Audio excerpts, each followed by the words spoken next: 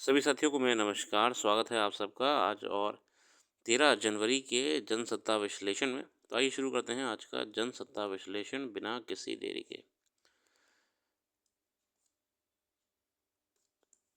आज का संपादकीय इस क्रम में रहने वाला है अवैध पर अंकुश, मुश्किल में पाक, अपनी ज़मीन से उखड़ हुए लोग। अमेरिका और ब्रिटेन सहित दुनिया के कई देश आज अब अवैध अप्रवासियों की घुसपैठ रोकने के लिए कड़े कदम उठा रहे हैं। तो भारत ने भी इस दिशा में एक बड़ी पहल की है। अवैध अप्रवासन और विदेशी नागरिकों के आने से संबंधित एक विधेयक लोकसभा में पेश कर स्पष्ट कर दिया है कि वह इस मुद्दे पर उतना ही गंभीर है जितना दूसरे देश आने वाले समय में सख्त कदम उठा सकते हैं। कोई दो राय नहीं है कि आंतरिक सुरक्षा को ध्यान में रखते हुए अप्रवासन प्रक्रिया की मजबूत बनाने की दिशा में भारत का यह बड़ा निर्णय है। इसने उसने इसके साथ ही दूसरे देशों खासकर पड़ोसियों को संदेश दे दिया है कि विधेयक पारित होने के बाद अवैध घुसपैठ रोकने में मदद मिलेगी। जाली कागजात के जरिए किसी भी राज्य में छिप कर रहने वालों विदेशी नागरिकों पर कड़ा अंकुश लगाया जा सकेगा। बहुत ही बढ़िया कदम है भारत सरकार द्वारा आंतरिक सुरक्षा को लेकर। मगर भारत सरकार को एक चीज़ और ध्यान देनी चाहिए कि म्यांमार बॉर्डर से, जो कि बहुत ही पोरस बॉर्डर है, भारी मात्रा में लोग आते जाते रहते हैं और ये कहीं ना कहीं मणिपुर में चल रही कॉन्फ्लिक्ट का एक कारण भी है। तो पहले बॉर्डर्स को भी क्लोज करना चाहिए। फ्री मूवमेंट रिजीम वगैरह तो कुछ मतलब की रह नहीं गई है म्यांमार के साथ हमारी, क्योंकि म्यांमार भी कोई इतना हेल्दी स्टेट रह नहीं गया। तो बॉर्डर्स को भी क्लोज करने की ज़रूरत है हमें, जितने पोरस बॉर्डर्स हैं। अगला संपादकीय है मुश्किल में पाक। बीते कई दिनों से बलूचिस्तान को लेकर खबरों में रहा। बलूचिस्तान लिबरेशन आर्मी यानी BLA जैसा कार्रवाई से साफ हो गया है कि पाकिस्तान की मुश्किलें बढ़ गई हैं। हालांकि BLA और दूसरी बलूच विद्रोहियों से पाकिस्तानी हुकूमत को लंबे समय से चुनौती मिलती रही है, मगर इधर के कुछ वर्षों में इन चरमपंथी गुटों ने जिस तरह अपनी रणनीति बदली है, उससे वहाँ की सेना और पुलिस के लिए नाकों चने चबाने जैसी स्थिति हो गई है। मंगलवार को BLA विद्रोहियों ने एक रेलगाड़ी पर हमला कर दिया। 400 लोग सवार थे। पाकिस्तानी सेना का दावा है कि उसने उनमें से 300 लोगों को छुड़ा लिया है और सभी बागियों को मार गिराया है। सेना के प्रवक्ता ने बताया कि विद्रोही कुछ मुसाफिरों को गाड़ी से उतार कर जंगलों की तरफ ले गए थे। इस संघर्ष से करीब 30 सैनिकों के मारे जाने की खबर सामने आई है, पर इस घटना को लेकर कोई आधिकारिक जानकारी नहीं मिल पा रही है। बताया जा रहा है कि कुछ आत्मघाती बलूच लड़ाके गाड़ी के भीतर मुसाफिरों के बीच मौजूद थे, जिससे उन्हें मुक्त कराने के अभियान में मुश्किल आई।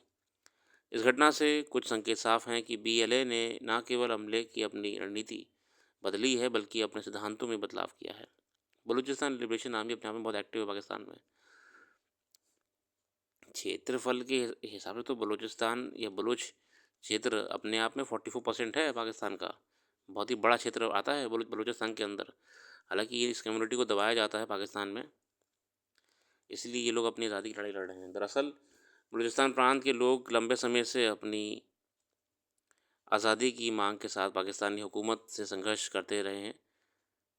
पाकिस्तान सरकार उन्हें बंदूक के बल पर दबाने का प्रयास करती रही है। इसका नतीजा ये हुआ है कि वहाँ चरमपंथी संगठन सक्रिय होते हुए और समय समय पर ताकत बटोर कर चुनौती देते रहे हैं। अब दबाव होगा तो विद्रोह भी होगा।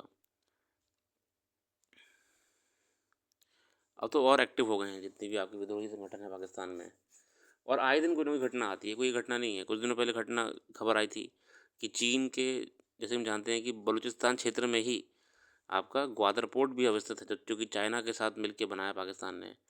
तो वहाँ पे चाइना के मूल निवासी लोग रहते हैं, इंजीनियर वगैरह हो गए, आपके लेबर हो गए, मूवमेंट करते हैं आसपास के क्षेत्रों में, यहाँ से वहाँ जाते हैं। तो कुछ दिनों पहले चीन के नागरिकों को भी मार दिया था बलूच आर्मी ने। कई बम धमाके शहरों में करते भी रहते हैं ये लोग। तो अब आंतरिक सुरक्षा के रूप में पाकिस्तान को खुद चुनौती मिल रही है। आज तक जो आतंकवाद का पनाहगाह रहा है, आज वो खुद आतंकवाद से जूझ रहा है। अगला संपादकीय है अपनी ज़मीन से उखड़े हुए लोग। जयप्रकाश त्रिपाठी जी कहते हैं, आज अंतर्राष्ट्रीय प्रवासन मानव विकास और आर्थिक प्रगति में योगदान का एक महत्वपूर्ण कारक बन चुका है। अपने आप में देखिए, माइग्रेशन जो है, अंतर्राष्ट्रीय प्रवासन, ये बहुत बड़ा सोसाइटल चेंज ला रहा है समाज में। अंतर्राष्ट्रीय प्रवासन संगठन की रपट के मुताबिक विकासशील देशों में सकल घरेलू उत्पाद में उनके प्रवासी नागरिकों द्वारा भेजी जाने वाली राशि रेमिटेंस जो होती है का योगदान विदेशी प्रत्यक्ष निवेश से कहीं अधिक हो चुका है। जो मतलब कोई व्यक्ति मान लीजिए भारत का था और वो काम करने के लिए कहीं और चला गया, यूएई चला गया है, यूएस चला गया है, दुबई चला गया है, सिंगापुर चला गया है, यूरोप चला गया है, ठीक है। अब वहाँ से काम करके वो पैसे भेज रहा है अपने भारत में, उसे रेमिटेंस कहते हैं।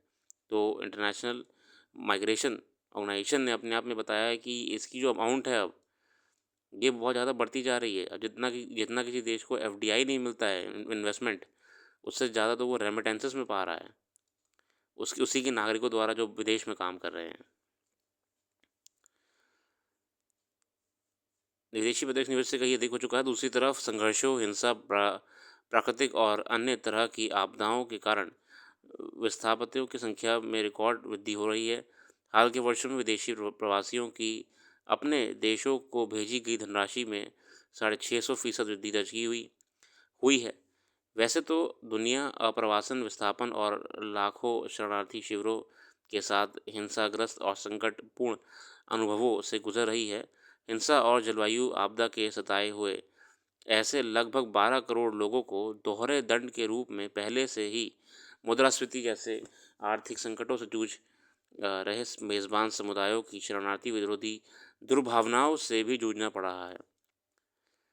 अब देखने आए अमेरिका में विशेषकर बहुत ही एंटी इमिग्रेंट्स एक एक तरीके से ना लहर चल गई है, जिसके तहत अब लोग कह रहे हैं कि भैया जिस जिस देशों से आए हो वहाँ वापस चले जाओ।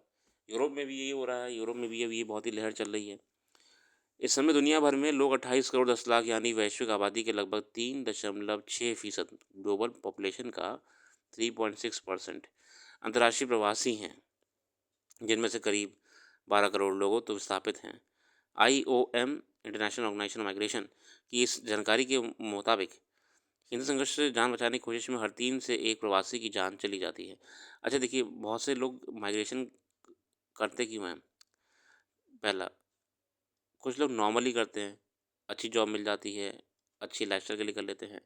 कुछ लोग कॉन्फ्लिक्ट ज़ोन से माइग्रेट करते हैं, सीरिया, यमन, पैलेस्टाइन, गाज़ा, है ना? अफ्रीका के देश, जैसे कि अफ्रीका से बहुत भारी मात्रा में माइग्रेशन जो है यूरोप में होता है, इटली के रास्ते बहुत ही भारी मात्रा में अफ्रीकी आपके इजिप्ट होते हुए पहुँचते हैं यूरोप में। तो कॉन्फ्लिक्ट ज़ोन से निकलने के लिए, जान बचाने के लिए, एक बेहतर ज़िंदगी की तलाश में लोग माइग्रेट करते हैं।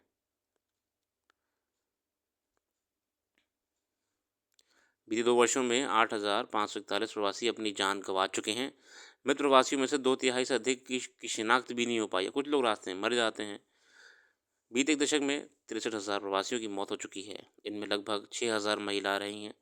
लगभग 27,000 लोगों के तो अवशेष अब तक बरामद नहीं हो सके हैं। कभी-कभी क्या होता है, बहुत ही भारी मात्रा में नाव में बैठ के जाते हैं, ओवर क्राउडेड नाव होती है, डूब जाती है, पलट जाती है, जंगलों के रास्ते जाते हैं, पनामा के रास्ते जा रहे हैं अमेरिका में, घने जंगल हैं, बहुत ही अ, वहाँ जंगलों में मर जा रहे हैं, डूब जा रहे हैं नदियों में, बह जा रहे हैं समुंदर में। बहुत सी समस्या झेलनी पड़ती हैं प्रवासियों को अपने आप में। अगर ये भी ना हो, अगर मान लीजिए पहुँच भी गए अपने मंजिल वाले देश तक, तो वहाँ पे कभी-कभी वायलेंस के तहत मारे जाते हैं, हेट क्राइम के तहत मारे जाते हैं। लगभग 27,000 लोग तो अवशेष तक बरामद नहीं हो सके हैं। संयुक्त राष्ट्र का मानना है कि 75% शरणार्थी गरीब हैं, जिनमें से केवल 50% को कोई रोज़ी-रोज़गार मिलना संभव हो पा रहा है। उनको अक्सर खतरनाक स्थितियों से बाहर निकालने के लिए लगभग सब कुछ पीछे छोड़ना पड़ रहा है। आगे उनके लिए अपना जीवन फिर से बनाना और अपने मेज़बान समुदाय के से कोई सहयोग बमुश्किल मिल पा रहा है। लगभग 22% शरणार्थी शिविरों में रह रहे हैं। अब वो भी कह रहा है कि अब चले जाते हैं लोग दूसरे देशों में, कभी उनको एंट्री ही नहीं मिलती है, एंट्री बंद, सॉरी। तो वो कहाँ रह रहे होते हैं? अब आपके एनजीओज़ के माध्यम से और रेफ्यूजीज़ कैंप में रहते हैं अपना। यूएन है, यूएन रेफ्यूजी तमाम संस्थानें अंतर्राष्ट्रीय हैं, जो उनको रेफ्यूजी कैंप्स में रुकवाती हैं, वहीं पे रहते हैं। मगर वो एक तरीके से फँस जाते हैं फिर, ना अपने देश वापस आ सकते हैं, ना उस देश में एंट्री हो पा रही है। विस्थापितों, शरणार्थियों और प्रवासियों के लिए सुरक्षा, भोजन, पानी, बिजली और मानसिक स्वास्थ्य उनके अस्तित्वगत मुद्दे हैं। आंतरिक हिंसा और युद्धग्रस्त क्षेत्रों में हवाई हमले के सायरन उन्हें डराते रहते हैं। कॉन्फ्लिक्ट जोन से निकले आपके जो लोग होते हैं वो बहुत ही वल्नरेबल होते हैं,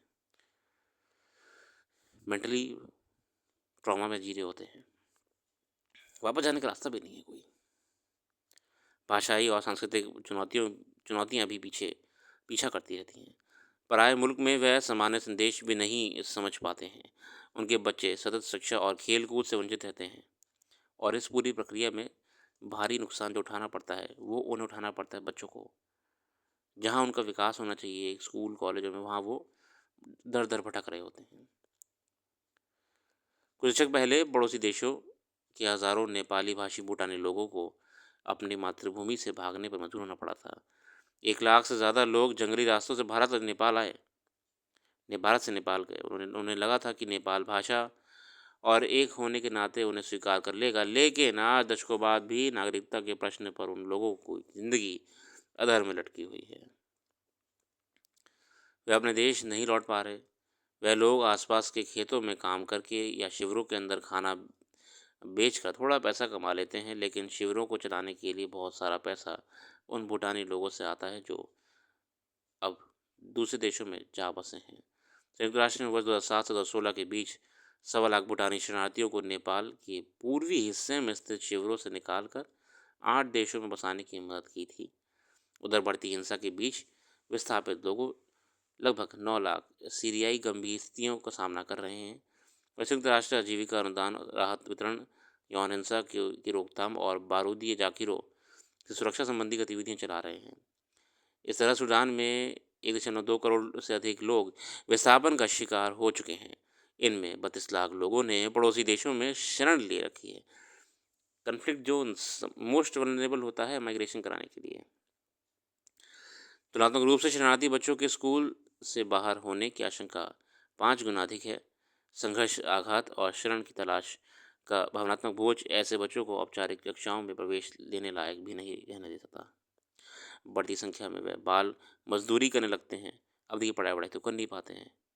अपने परिवारों के जबरन पलायन के बीच उनका भावनात्मक और मानसिक विकास थम सा गया है। उनका एक तरीके से एक बौद्धिकता विकास भी रुक जाता है। कनाडा वैसे तो नए अप्रवासियों का स्वागत करता रहा है, लेकिन विस्थापितों और प्रवासियों के कारण पिछले कुछ वर्षों से उसकी आबादी 3.2% बढ़ चुकी है। वहाँ के बाशिंदों में 23% लोग एशिया और मध्य पूर्व के विदेशी हैं।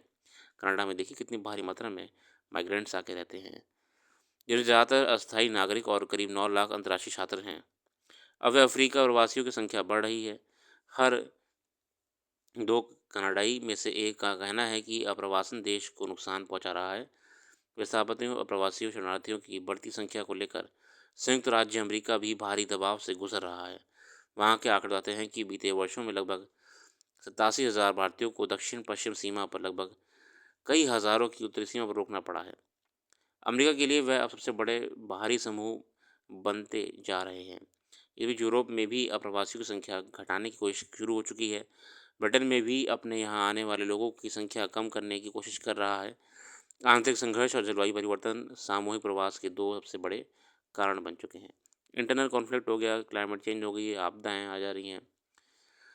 भोजन और बुनियादी ज़रूरतों के लिए सीमित विकल्पों के साथ उन्हें सबसे बुनियादी ज़रूरतों तक पहुंचने में भी भारी बाधाओं का सामना करना पड़ रहा है। शरणार्थियों के लिए बड़ी समस्याएं हैं और ये वर्तमान विश्व की बहुत बड़ी चुनौती भी है, क्योंकि बात यहाँ पे किसी के प्रवासन की नहीं, बात यहाँ पे मानसिक विकास की, एक मानवता के विकास की है। और अगर अंतर्राष्ट्रीय संगठन इसे रोकने में विफल है तो उनके अस्तित्व में प्रश्न चिन्ह है कि उनके होते हुए ऐसा क्यों हो रहा है। फिलहाल इसी के साथ आज के लिए इतना ही रखते हैं। अपना कीमती समय देने के लिए बहुत बहुत धन्यवाद। कल फिर आएंगे नई वीडियो के साथ, जुड़े रहिए और वेबसाइट को भी ज़रूर विजिट करिएगा। Thanks for watching.